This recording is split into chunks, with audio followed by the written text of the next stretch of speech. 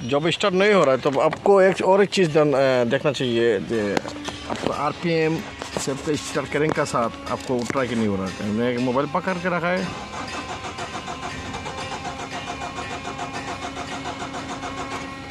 जब स्टार्ट हो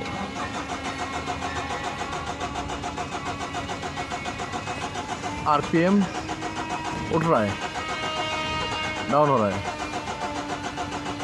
इसका मतलब